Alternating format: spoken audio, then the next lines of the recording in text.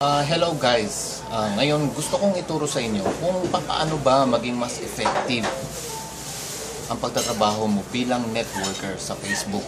Well, unang-una guys, kailangan bilang networker, isipin mo na para kang mangingisda at saka ang dagat mo ay yung Facebook. So kung mangingisda ka, kailangan meron kang pamingwit o kaya mga lambat. So yung mga post mo ay magsisilbing mga lambat or bait at naghahanap ka ng mga leads para maging downlines mo or maging customers mo. Pero may mga times na wala kang maipost dahil wala kang maisip na masabi or wala kang idea dahil busy ka. Pero kailangan mong mag-post dahil kung hindi ka magpo-post, wala kang magiging downlines, wala kang magiging customers.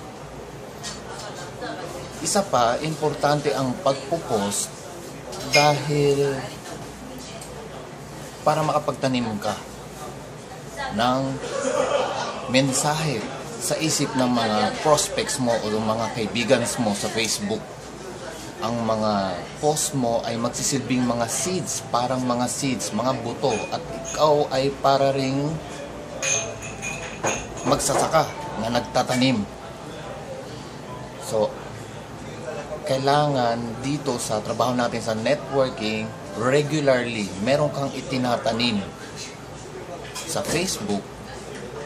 Actually, tinatanim mo yung mga post na yon sa isip ng mga viewers mo, mga friends or mga prospects.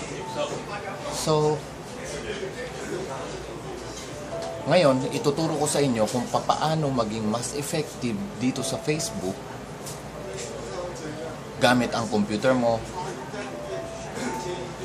or whether you're using your cellphone or your computer as long na nasa Facebook ka. So, para maging mas effective ka sa pagne-networking mo online sa warm market na tinatawag.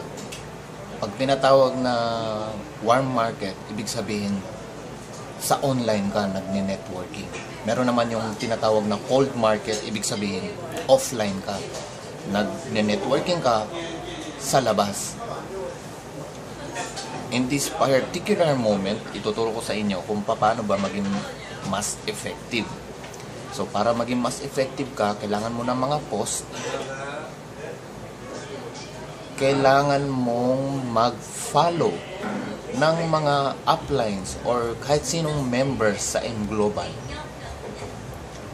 I-follow mo sila para makopy mo yung mga post nila at ma-share mo sa iyong wall para makita ng mga prospects mo or ng mga kaibigan mo.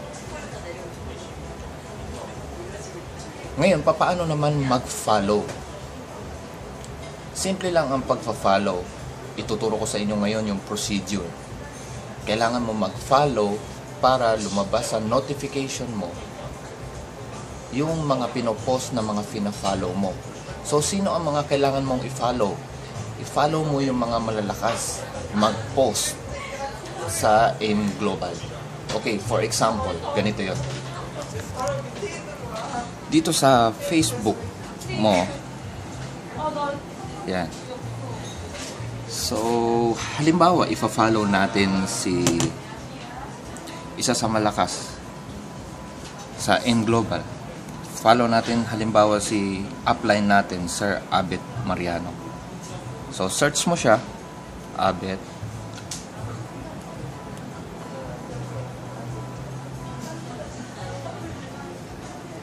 Abet Mariano, ayan. Lumabas na si Sir Abet. So, click mo yon.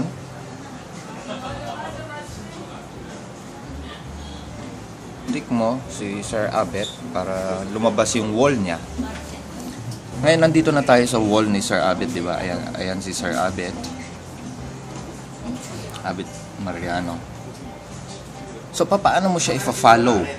Makikita mo dito merong friends. I-click mo dito sa friends. Kung gumagamit ka ng mouse, i-click mo dyan. Friends. Okay? Ngayon, nandun lumabas yung get notifications, at saka etc. So, para makita mo yung mga post ni Sir Abet, para lagi kang updated, importante kasi na lagi kang updated sa mga events ng in global. Well, particularly si Sir Abet, lagi siyang updated. So, para ma-update ka rin, kailangan i-follow mo yung mga laging updated sa in global. At kung gusto mo rin ng mga post, edi get notifications ni Sir Abet. So, click mo yun, get notifications, tapos click mo rin yung close friends. Yan. So, ang tendency niyan guys, kapag ganito ang ginawa mo, so okay na yun. Sa notifications mo, doon lalabas yung mag-a-appear doon lahat ng post ni Sir Abet sa notifications mo. Yan. Kagaya niyan. Ito sa akin.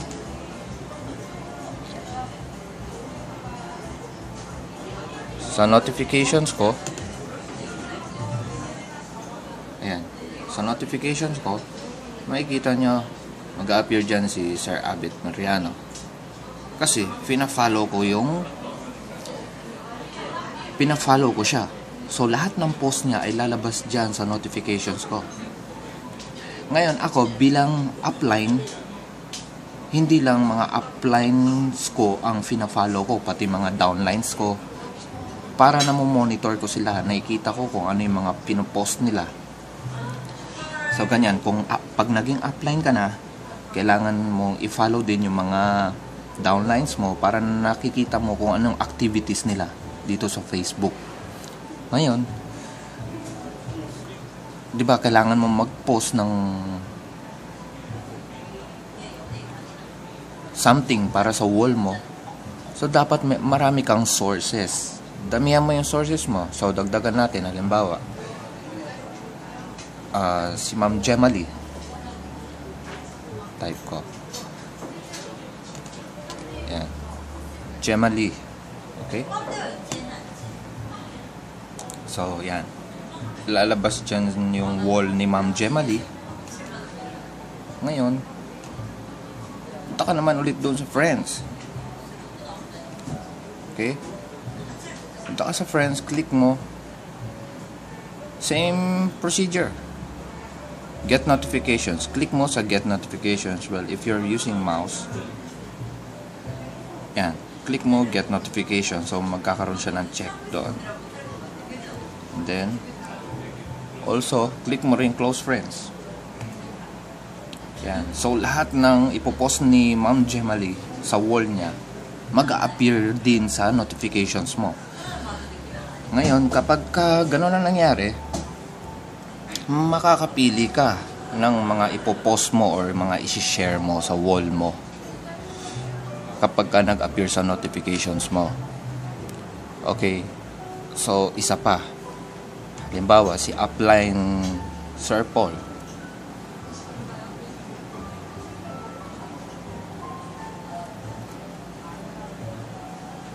Ayan.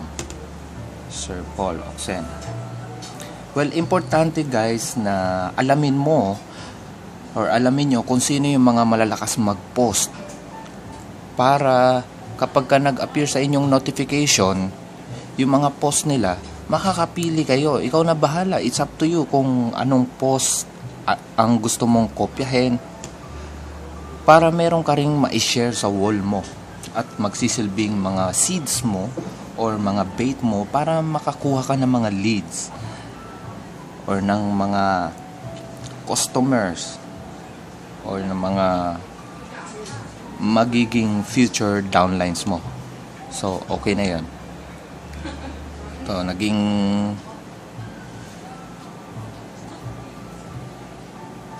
close friends mo na si Sir Paul in this case. So ganun lang guys ang gagawin nyo.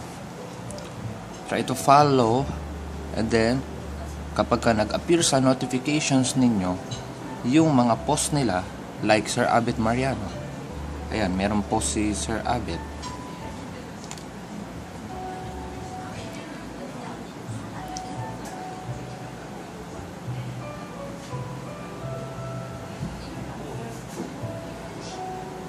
Okay. Ayan, meron po si Sir Abet Mariano. Kung makikita mo. Ayan. So, for example, ito ang post ni Sir Abet. So, halimbawa, gusto ko siyang i-share sa wall ko. It's up to you, di ba? Kasi notified ka ng pinost ni Sir Abet. So, i-share mo. Share. Click share. Ayan. Diba? Share ko halimbawa yung post ni Sir Abet. So, mag-a-appear yun sa wall ko.